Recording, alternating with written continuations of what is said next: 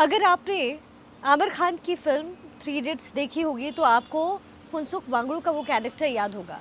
वो फुनसुक वांगडू कोई और नहीं, लद्दाख के प्रसिद्ध सामाजिक कार्यकर्ता और पर्यावरण कार्यकर्ता सोनम वांगचुक हैं। सोनम वांगचुक आज किसी परिचय के मोहताज नहीं, दुबला पतला सा एक व्यक्ति, अधेड़ उम्र का, अपने नवाचारों के लिए, अपने इनोवेशंस के लिए बहुत विख्यात है।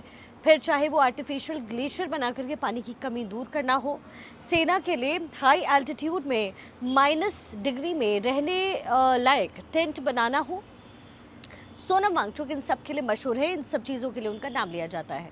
लेकिन एक बार फिर से वो चर्चा में है, लेकिन चर्चा का विषय कुछ और है। दरअसल सोनम वांगचुक ने ऐलान किया कि वो LAC पर यानी बॉर्डर एरियाज में लद्दाख के कुछ इलाकों में चीन की दखल अंदाजी के खिलाफ पश्मीना मार्च निकालेंगे। हालांकि आज ये मार्च निकाला जाना था, लेकिन वो कैंसिल कर दिया गया किसी कारणवश। अब आपको ये बताते हैं कि पश्मीना मार्च होता क्या है। पश्मीना, जैसा कि नाम से आप जानते हैं कि पश्मीना एक तरह का शॉल है, एक तरह का वूल है, और कश्मीर में इसके बनाए गए शॉल बहुत विख्यात है। उन्हें GI टैग मिला है और काफ़ी वो महंगे भी होते हैं। लेकिन ये जो पश्मीना शॉल है, ख़ास किस्म की ऊन से बनती है, और ये जो ऊन है ख़ास किस्म के भेड़ों से मिलते हैं। इस भेड़ को पश्मीना भेड़ कहते हैं, यानी पश्मीना शॉल पश्मीना भेड़ के ऊन से बनते हैं। लेकिन ये पश्मीना भेड़ हर कहीं नहीं मिलते, ये सिर्फ लद्दाख में मिलते हैं और उनके कुछ इलाकों में मिलते हैं। तो इस भेड़ के जो पालने वाले चरवाहे होते हैं, जो इसको पालते हैं, इस भेड़ को जो चरवाहे हैं, जो कि लद्दाख चूँकि बहुत हाई एल्टीट्यूड एरिया है, वहाँ पर बहुत खास कर वहाँ मैदान नहीं है, वेजिटेशन कम है, इसलिए उनके पास जो चारागाह थे, जो कि चीन की सीमा से लगे हुए इलाके थे, सोनम वांगचुक का कहना है, उनका आरोप है कि चीन ने तकरीबन चरवाहों की 4000 वर्ग किलोमीटर की ज़मीन पर कब्जा कर लिया है। ये वो ज़मीन है, बेसिकली वो चारागाह थे जहाँ पश्मीना भेड़ पालने वाले जो चरवाहे थे वो अपने भेड़ों को ले जा कर के चराते थे। वहाँ पर घास के मैदान थे, लेकिन चीन के कब्जे की वजह से वो अपने भेड़ों को लेकर वहाँ तक नहीं जा पाते, और अगर वो जाते हैं तो चीन उन्हें बंधक बना लेता है या फिर उन्हें वहाँ से डांट कर भगा देता है। भारत सरकार लगातार इस दावे से इनकार करती रही। ये कुछ वही दावा है जो कांग्रेस और राहुल गांधी करते रहे कि चीन हमारी ज़मीन पर कब्जा कर रहा है, लेकिन सरकार हमेशा इसे मानने से इनकार करती रही। तो सोनम वांगचुक ने कहा था कि वो सरकार को ये दिखाना चाहते हैं, लोगों को दिखाना चाहते हैं कि हकीकत क्या है, और वो इसलिए बॉर्डर के इलाके तक इन चरवाहों के साथ मार्च करेंगे, और मार्च करेंगे, वहाँ पहुँचेंगे और दिखाएंगे कि क्या वाकई वहाँ पर चीन के जवान तैनात हैं, क्या वाकई इन चरवाहों को उनके ही इलाकों में जाने से रोक रहा है, क्या चीन रोक रहा है, ताकि ये जो हकीकत है जो सरकार छिपा रही है वो उनके मुताबिक ये सच सामने आए। दरअसल लद्दाख बहुत हाई एल्टीट्यूड और बहुत टफ टेरेन है। अगर आप इसकी ज्योग्राफी देखेंगे, भौगोलिक रूप से बड़ा मुश्किल सी जगह है। ऐसे में जो ज़मीनी सीमा का निर्धारण है वो इतना आसान नहीं है।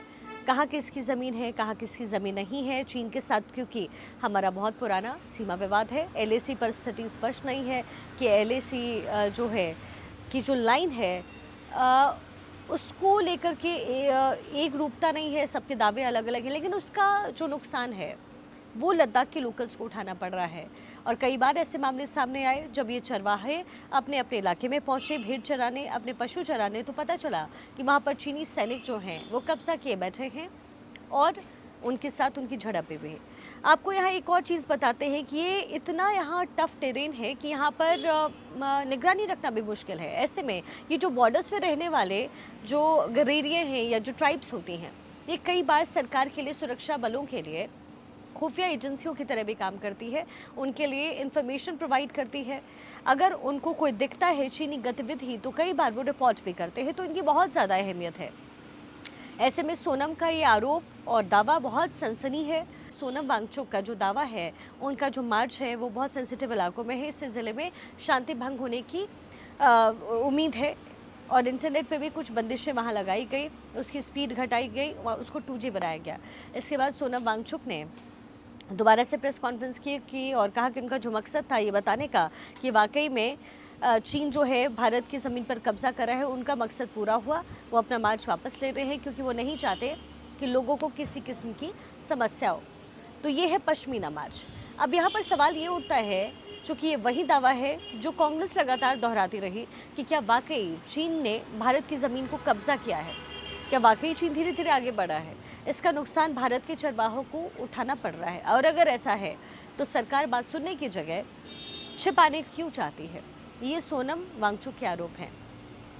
अब इस पर सरकार क्या एक्शन लेती है, ये देखने वाली बात होगी। इससे पहले भी सोनम वांगचुक ने 21 दिन की भूख हड़ताल की थी और ये भूख हड़ताल हुई थी खारदुंगला पास के पास, जो कि बहुत हाई एल्टीट्यूड एरिया है और -20 डिग्री टेम्परेचर में वो लगातार खुले आसमान के नीचे रहे। तब उनकी मांग थी कि लद्दाख को जब एक अलग स्टेट बनाया गया तो वहाँ पर लद्दाख के लोगों के लिए नौकरियों के मौके भी मिले, क्योंकि पिछले काफ़ी वक्त से वहाँ पर वहाँ लोगों की बहाली नहीं हुई।